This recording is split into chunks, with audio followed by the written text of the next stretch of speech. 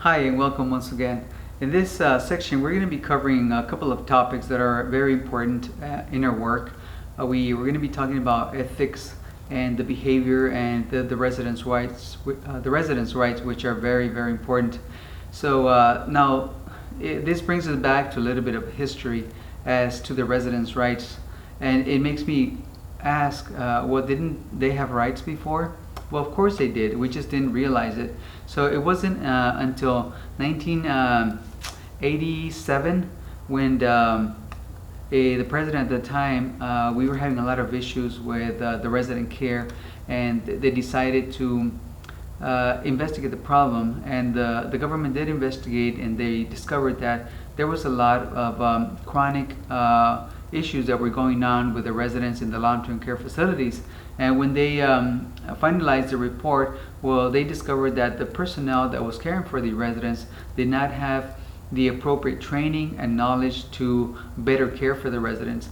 Any person can care for someone for a very long period of time, but without the knowledge of the older resident, as this course focuses on the older resident, without knowing that knowledge, do not have the tools or the knowledge to better care for them, okay? And we prevent a lot of problems that were very common and preventable at that. So in 1987, the OBRA law was passed, OBRA, the Omnibus Budget Reconciliation Act. Now this law was passed, again, in part because of this. This was costing the government a lot of money because the hospitals were admitting residents and caring for them for long periods of time. And of course, the hospitals were making a lot of money, but the residents were getting better, going back to the long-term care facility and coming back on with the same problems. So it was a vicious cycle that the government noticed, and it led down to the lack of knowledge and training for the personnel that was caring for long-term care residents. So for that reason, we'll discuss some of the rights that are in this law, okay, and that residents should be made aware of. But first of all, to be able to follow laws, you have to be an ethical person. You have to know what's right and what's wrong. And I think by nature we have that in our brains, right? We know what's right and what's wrong. So we need to make sure that we always do the right thing when we're caring for residents. We have to adhere to the laws, not only federal laws like the OBRA law, but also state regulations. This course is designed under the Texas state laws under the Department of Aging and Disability Services. So any nurse aid training program is governed and overseen by the Department of Aging and Disability Services.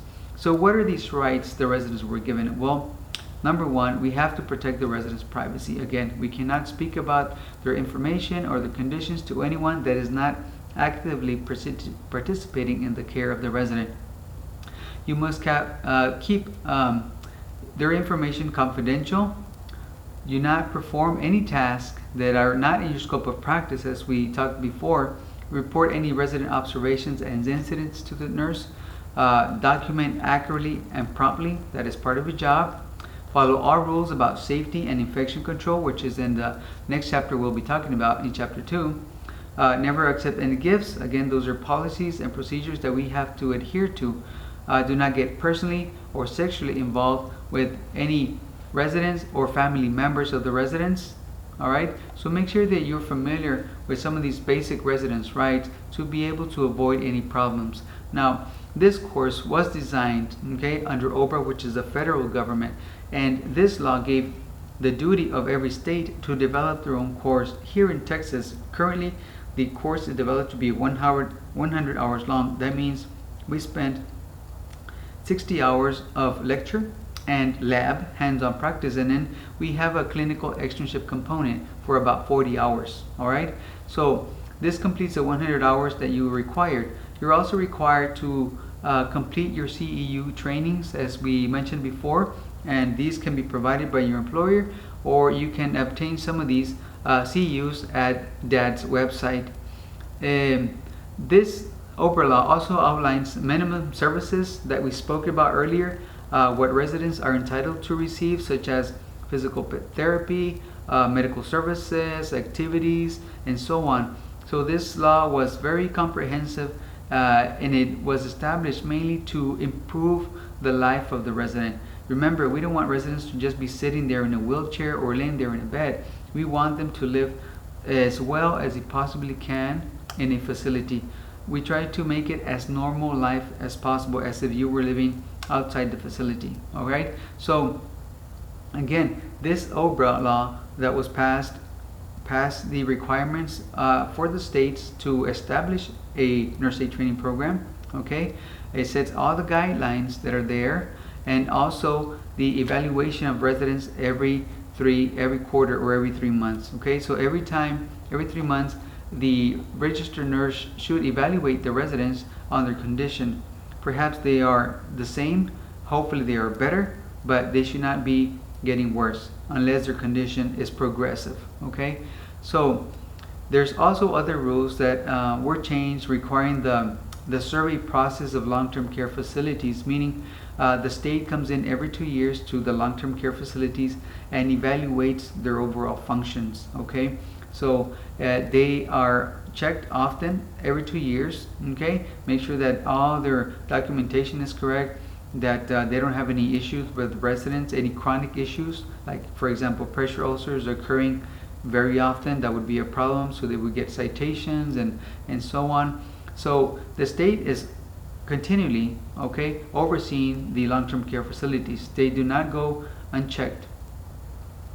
The OBRA law also outlined the residents' rights, which we'll go over in just a minute. So the residents' rights, what are they? Okay, number one is equality of life. What does quality of life mean? Okay, that means that they're entitled to live as fully as they can, just like you and I. We enjoy life as much as we can, as much as we want to, within our means. So they are entitled to the same. Okay, so residents cannot be expected to be sitting in a chair all day or not doing any kind of activity, just being in the room. No, they have the right to have a quality of life, getting all kinds of services wherever it is that they need. The facility must assist the resident to obtain it if they cannot provide it themselves. They must be fully informed about their rights and services. All right, so they're required, the long-term care facilities are required to post a poster about the rights.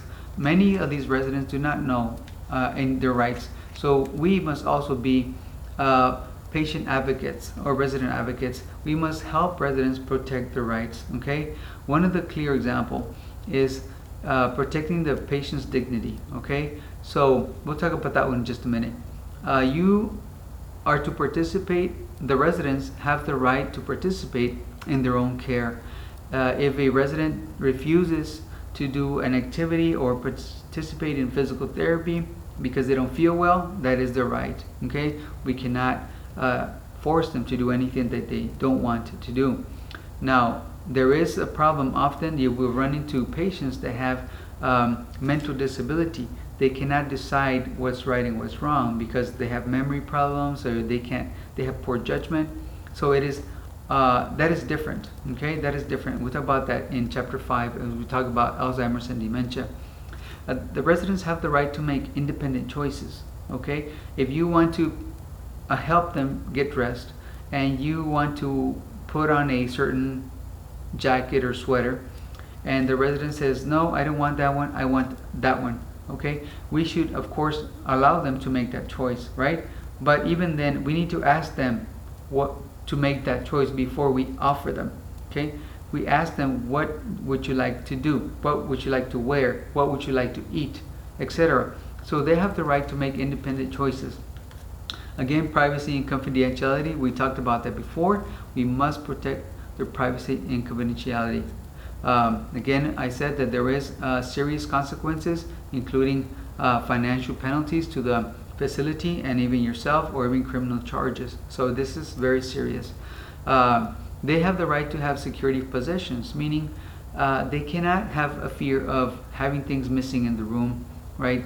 Because, well, if I leave this thing and it's missing, that's not right. Okay, nobody walks into your house and takes things, and that's stealing. All right, so the residents have the right to have security possessions. Everyone needs to feel safe in their own room.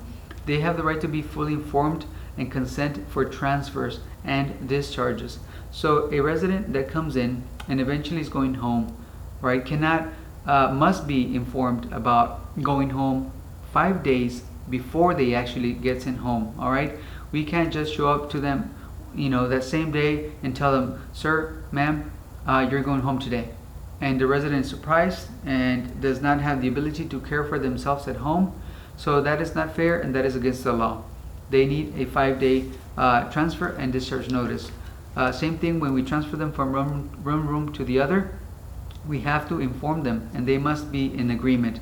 If they cannot decide for themselves, then we inform what they call their representative, their primary representative. Okay, so again, they must be informed, them or their patient representative, about the changes in their care. All right, including any new medications and any treatments or a change in the room.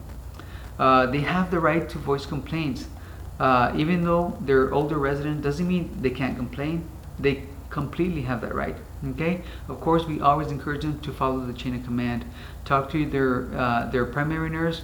If they can't resolve it, then they need to talk to maybe the floor charge nurse, and then the administrator, and so on, before they call the state or move higher up in the chain of command. So we try to handle this in-house before it gets out of control. They have the right to have visits. Right? Anyone they wish to have them visit is completely acceptable, unless it is not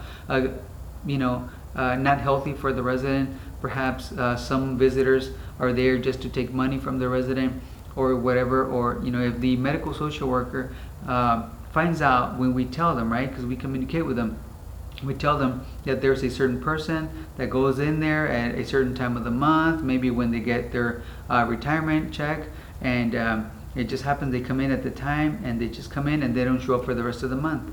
All right, that's kind of fishy. So you might want to report it to the nurse or to the medical social worker so they can get involved and take care of these issues. That would be abuse, of course, right? Financial abuse. Have access to social services. Again, this is why every facility has on their payroll, right, as an employee, a medical social worker.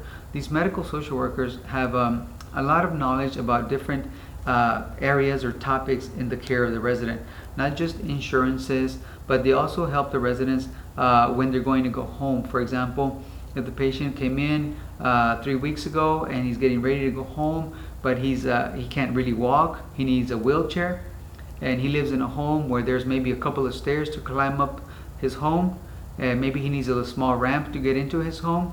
In the shower, maybe he has a tub and he can't get into the tub. Maybe he's going to need a shower or some kind of adjustment, maybe a shower chair or something, some kind of equipment. Well, the social worker is responsible to put everything in place so when they go home, they can take care of these issues before the resident, before the discharge date comes in. Okay, so there's all these rights that the residents were made aware of, and of course we need to again protect their rights. We may encounter employees that perhaps are violating some of these residents, and it's our responsibility to protect those rights. Okay, all right, let's take a quick break, and then we're going to continue our conversation, and we're going to talk about abuse, the different kinds of abuses. All right, thank you.